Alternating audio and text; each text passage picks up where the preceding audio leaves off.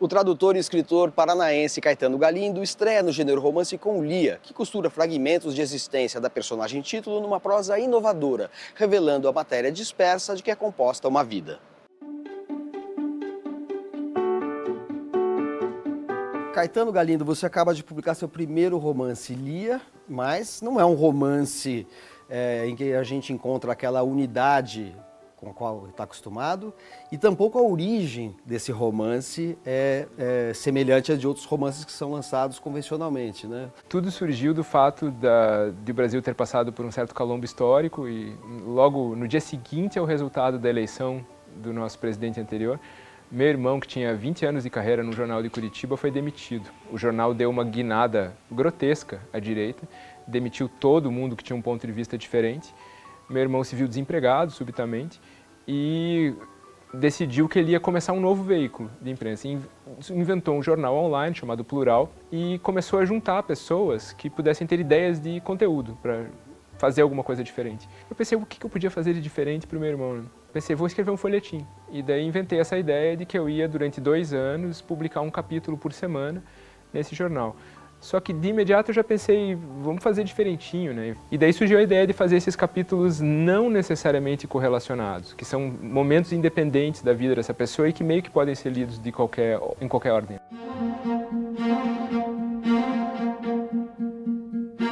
Isso virou um projeto, né? Inclusive, num primeiro momento, eu, bom aluno de História da Literatura, pensei, vou escrever para mim a biografia da Lia, vou fazer a cronologia, vou saber onde que ela fez aquilo, esteve em tal lugar e tal, e daí eu vou fornecer recortes, janelas para o leitor.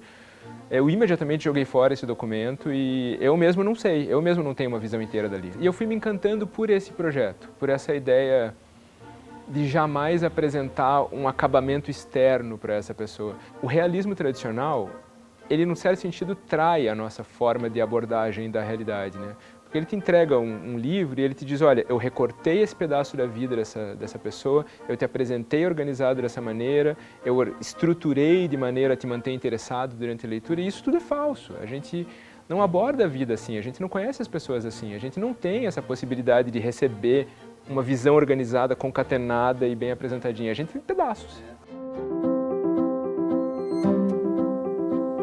Um dos poucos capítulos em que a Lia não aparece frontalmente é um capítulo meio metalinguístico, em que você menciona obliquamente aquele anexo, digamos assim, aquele apêndice do falecido Mattia Pascal do Pirandello e também uma reflexão do David Lynch falando de que a vida não é orgânica, não há por que a representação conferir à vida uma organicidade que ela não tem. A gente impõe narrativa às coisas fragmentárias, a gente é viciado nesse modelo.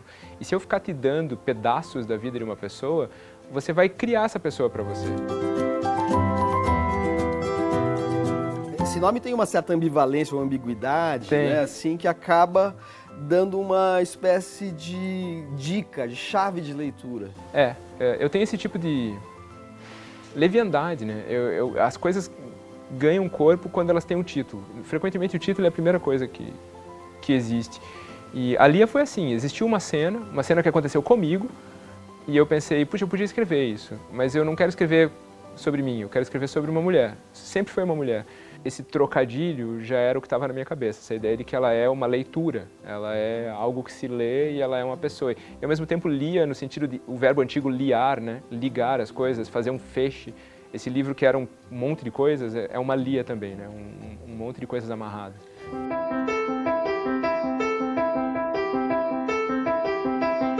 Eu fui me interessando pela ideia de que a Lia daquela semana tinha que ser eu naquela semana. O que eu estava pensando, o que estava me incomodando, eram elaborações de coisas que estavam na minha cabeça através dessa pessoa imaginária. Para mim, a Lia existe. A Lia é uma pessoa, ela tem um nome inteiro, inclusive, né? Não só Lia. Ela tem muita coisa de mim, cara.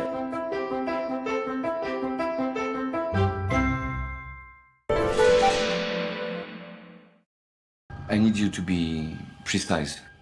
Tell me everything. Yes. Um dos maiores sucessos de crítica dos últimos tempos, Anatomia de uma Queda é, na superfície, um filme de tribunal.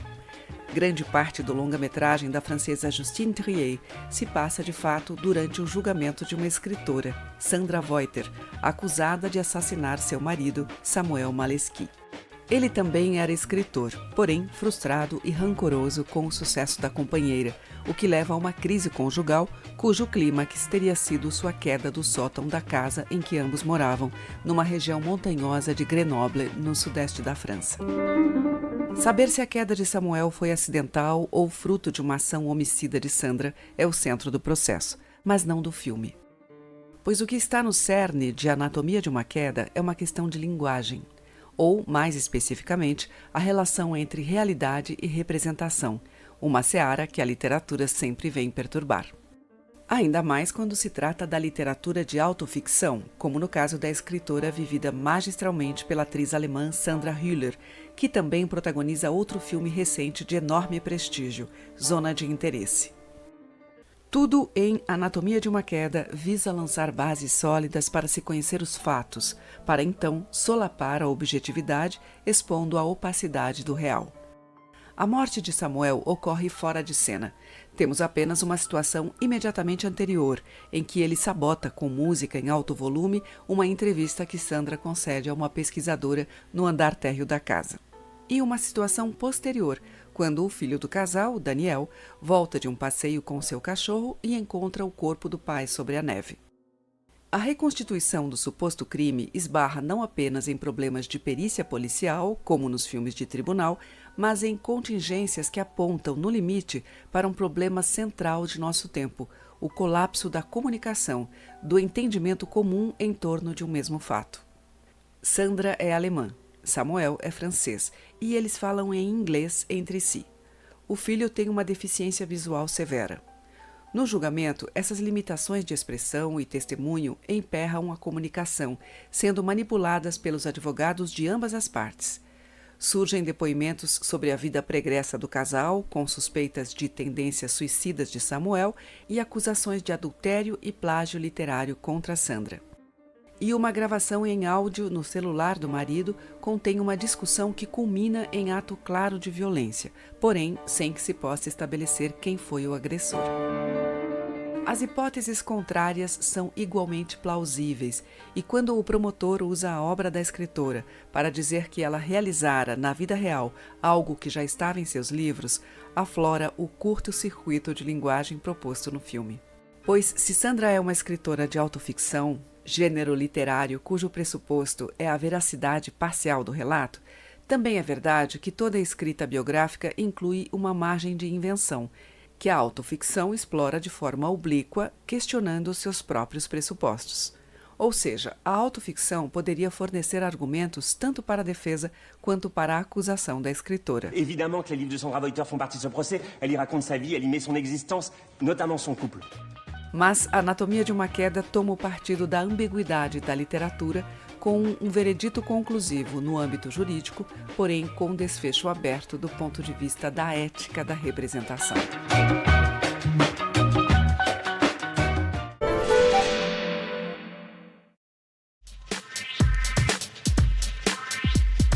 O livro que eu indico é Paixão Simples, da Annie Ernaux, porque é um livro de literatura francesa, contemporânea, e está super em alta ultimamente. É um livro que fala sobre relações e tudo mais, então acho que é um livro muito interessante também para compreender a cultura francesa.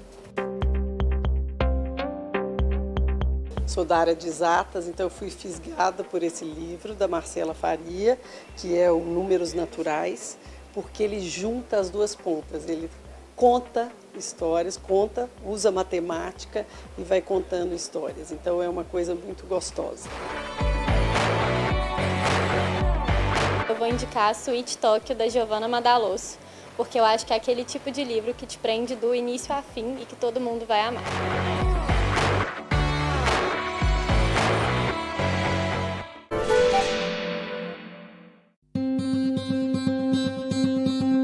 Publicado em 1952, A Leste do Éden é o romance do prêmio Nobel norte-americano John Steinbeck, que transpõe para o interior da Califórnia as tensões arquetípicas do relato bíblico do Gênesis.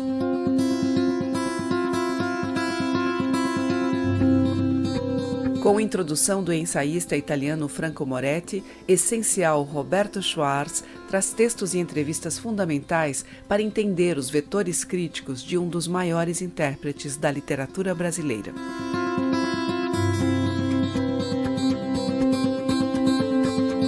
No romance Uma Oportunidade, do argentino Pablo Cachadian, um narrador tomado por um feitiço divaga sobre o sentido das próprias ações e vivências, num relato irônico e metaliterário em que se cruzam ocultismo caricatural e a questão filosófica do livre-arbítrio.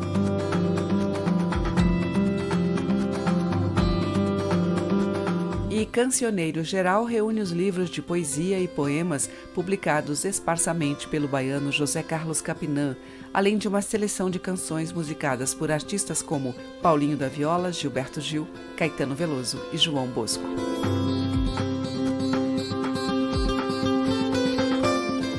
Depois do intervalo, um bate-papo com o escritor Ayrton Souza sobre o romance Outono de Carne Estranha. O Entre Linhas volta já.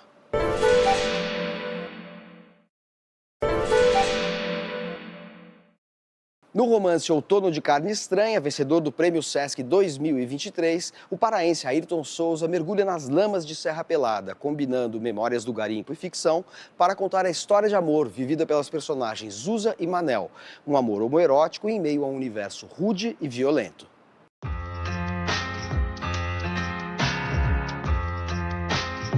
Ayrton, Outono de Carne Estranha é um romance que narra a história do amor entre dois homens num ambiente viril, rude e, por extensão, machista, que é o garimpo de Serra Pelada. Que relação você tem com Serra Pelada? Por que você resolveu ambientar essa história nesse ambiente? O romance ele nasce de uma relação que envolve a minha vida, a vida do meu pai e da minha mãe, que são dois migrantes brasileiros da região do Nordeste para a região do Sudeste do Pará, movidos pelo garimpo de ouro de Serra Pelada na década de 80. Então, uma das coisas que me move para escrever esse livro é essa relação mais afetiva com a região do Sudeste do Pará, com a relação que levou os meus pais até esse lugar e, a partir daí, a própria vivência em torno da questão tão emblemática que foi a garimpagem de ouro em Serra Pelada. O garimpo de Serra Pelada criou um processo emblemático na história do Brasil, num formigueiro que levou quase 100 mil homens à região, num intervalo de tempo muito curto, e nesse mesmo processo o surgimento de uma linguagem à parte, entre elas a palavra bamburro, que quer dizer um enriquecimento muito rápido, da noite para o dia. Tem até o verbo, né? Bamburrar. Seria basicamente essa relação de tentar enriquecer, chegar ali só com a roupa do corpo, basicamente, com 2 peças de roupa, e enriquecer da noite para o dia. Então você bamburrou.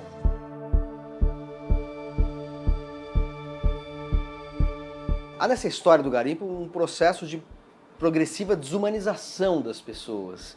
E justamente você encontra nos dois protagonistas a contrapartida disso. Manel e Zusa, 2 homens que pertencem a esse mundo viril, que pertencem a esse mundo da ambição, mas que encontram assim, uma espécie de oásis no garimpo, no amor, sem que eles tenham sido antes homossexuais, né? O Manel, por exemplo, é casado, tem filhos. O Zusa, enfim, tem um passado menos definido ao longo do romance, mas a gente percebe que assim, aquele encontro foi quase como uma boia de salva-vidas para aquelas pessoas imersas naquele caos, né? É uma história de amor para tentar romper com todo o ciclo de violência que foi criado dentro do garimpo, através de uma intervenção do governo federal, na década de 1980, quando o garimpo é encontrado, na Fazenda Três Barras, e aí você tem uma intervenção imediata, pegando o resquício, o fim da ditadura militar, a presença dos militares na região, vão incentivar esse processo de intervencionista no garimpo. Uma das primeiras coisas que vai ser feita dentro do garimpo é a proibição de presença de mulheres, por exemplo. Então, as mulheres não vão poder chegar ao garimpo, vai ser criada uma lei ali em que elas são proibidas de chegar até perto da região do garimpo. No mesmo momento, a presença também de homossexuais, né? Os homossexuais eles vão ser, inclusive, expulsos do garimpo. O interventor vai reuni-los, vai rapar a cabeça de todos, rapar a sobrancelha e vai expulsar todos eles. Então, a ideia é tornar esses homens uma máquina de trabalho. Eles, no entanto, se entregam amorosamente a esse gozo homoerótico, mas sempre com o temor de serem descobertos, porque eles sabem quais são as consequências disso no universo machista em que eles estão vivendo. Né? Sempre com o temor, primeiro pela proibição. Havia a proibição, isso todos os garimpeiros sabiam dessa proibição, né, de qualquer tipo de relação. As relações que existiam eram fora do garimpo, distante de lá, inclusive 100 quilômetros longe de lá, que era a região de Marabá. Esses homens, quando eles saíam do garimpo, eles iam para Marabá, procurar essa diversão, né? Procurar uma maneira de se distrair para além do trabalho do garimpo. Cabarés, prostíbulos. Exatamente. Entre essas diversões, os bares e os cabarés que haviam muito na cidade. E a presença do Manuel e do Zusa dentro do garimpo, numa relação afetiva, numa relação amorosa, é um processo de mostrar que o amor, que é um sentimento que nos transformou enquanto ser humano, também serviu para transformar esse processo de desumanização. As carnes doloridas e sujas os ajudaria a entender mais de solidão, menos de amor. Há duas personagens absolutamente antagônicas, né, além do Manel e do Zusa no seu livro, que são o Marechal, que é uma personagem que é uma espécie de capanga do governo militar, que está lá para administrar, controlar e explorar os garimpeiros. E há também a figura do Padre Zacarias, que no início do romance é um padre que tenta preservar a fé e a esperança naquele ambiente, mas sofre um processo de desencanto. O Zacarias é esse padre que é mandado para o garimpo com a intenção de representação da igreja, aquilo que a igreja católica já fez e as igrejas fazem há 500 anos nesse país, tentar buscar representatividade nos lugares. Então o Zacarias ele é esse representante da fé, mas por conta do todo o processo que existe do garimpo, das violências, das perseguições, das tragédias, e por conta da ambição, sobretudo, ele é levado a se tornar também um garimpeiro, a abandonar a batina um certo dia e descer a cava para garimpar, junto com outros 170 mil homens. E o Marechal é um personagem que está ligado diretamente a um personagem real da história da região do sudeste do Pará, que foi um interventor na região, na ditadura militar, por isso que o romance também se passa na ditadura, e você tem esse interventor que foi mandado para lá no início da década de 70, quando a Transamazônica estava sendo aberta, e quando os quartéis estavam chegando à região, e aí esse interventor, ele era o governo, ele era a representatividade máxima do governo. Agora, ele representa um governo que não é um governo, enfim, institucionalmente estabelecido dentro de um processo democrático. Tanto que ele, em dado momento, é descrito como alguém cujo nome só significava barbárie.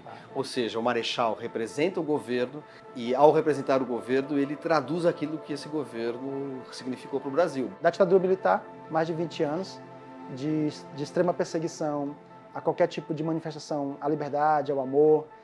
Então, esse governo representava justamente essa barbárie.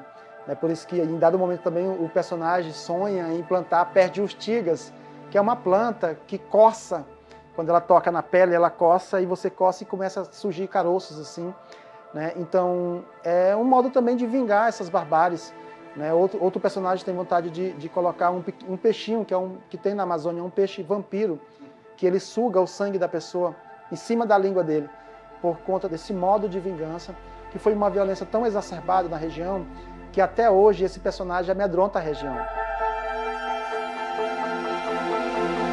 Por que outono de carne estranha? Frase que se repete inúmeras vezes ao longo do romance. É um jogo metafórico entre o amor e o desamor. Se você pegar a imagem de outono, que é praticamente uma relação mais de afeto, né? O outono representa uma relação muito afetiva, de aproximação. E você pegar essa questão da carne, do estranhamento.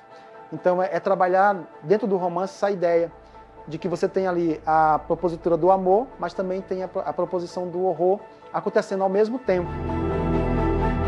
A Serra Pelada é uma terra sem flores. O buraco cada vez mais fundo deixou os garimpeiros com a sede monótona dos horizontes.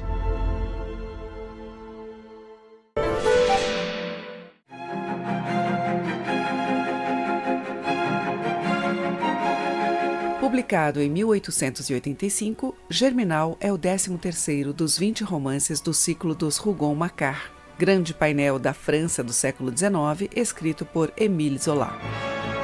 Criador da escola naturalista, Zola acrescentou ao realismo de predecessores como Balzac e Flaubert um elemento característico de sua época, o espírito científico, que devassava as causas e determinações orgânicas do comportamento humano.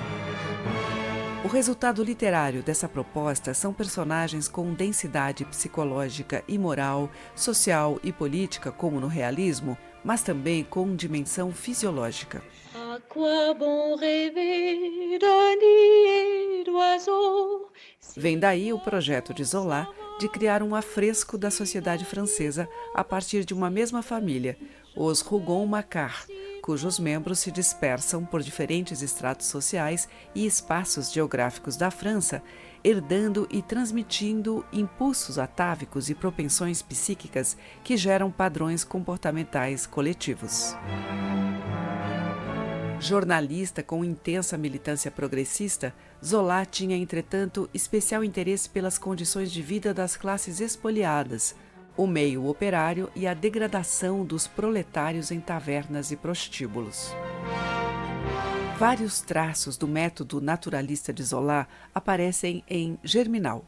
O escritor fez uma investigação de campo nas minas de carvão do norte do país para criar um enredo em que o protagonista, Étienne Lantier, chega à região em busca de emprego e é acolhido por uma família de mineiros. Além disso, a personagem pertence à árvore genealógica criada por Zola antes de iniciar o ciclo dos Rougon-Macquart. Étienne é filho de Gervaise Macquart e do alcoólatra Auguste Lantier, que apareceram em O Abatedouro, livro também traduzido como A Taberna.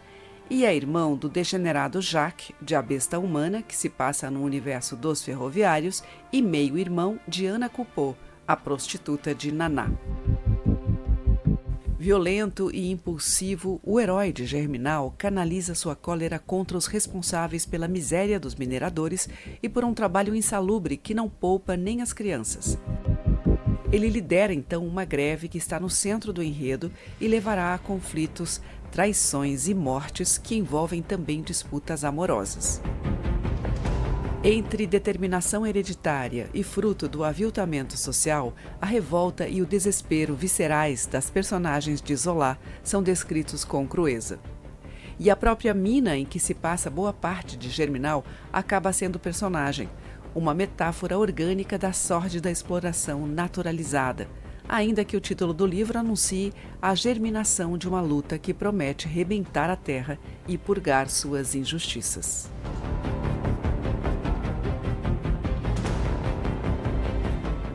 O Entre Linhas de hoje termina com trechos de entrevista de Sebastião Salgado, considerado uma referência mundial na fotografia humanista. Nascido em Aimorés, Minas Gerais, em 1944, ele começou a fotografar profissionalmente na década de 70. Autor de diversas exposições e publicações, em 1986, Sebastião Salgado passou uma temporada registrando Serra Pelada, onde funcionou o maior garimpo de ouro a céu aberto do mundo. Até a semana que vem. Vendo as suas fotos assim, elas me parecem... você diz que essa coisa de Aimorés, tudo, concordo plenamente, mas elas me parecem também saídas de um filme épico, de uma coisa ligada a cinema, Eisenstein, Glauber. Eu queria saber como é que você dialoga com essas outras artes. Você lê muito, você vai muito em cinema, você se influencia por essas coisas todas, ou o teu viés é só a fotografia? Ou a economia, ou a política? Não, eu leio muito, absolutamente eu leio. Olha, grande parte do meu trabalho eu passo viajando, eu passo sozinho em hotéis. É claro que eu tenho que ler. Eu leio bastante, você entende? E claro, eu tenho uma admiração imensa pelo Glauber, você entende? Pelo Eisenstein. Tem determinados fotógrafos que eu adorei, a luz que eles fizeram. Mas é claro que eu tenho a minha, você entende? E que essa é uma forma muito animal, muito instintiva, você entende?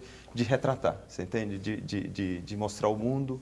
E isso eu volto à questão do início, você entende? Cada um fotografa com a sua história. Eu acho, rapaz, que em fotografia a gente tem provavelmente 5% de inspiração e 95% de transpiração.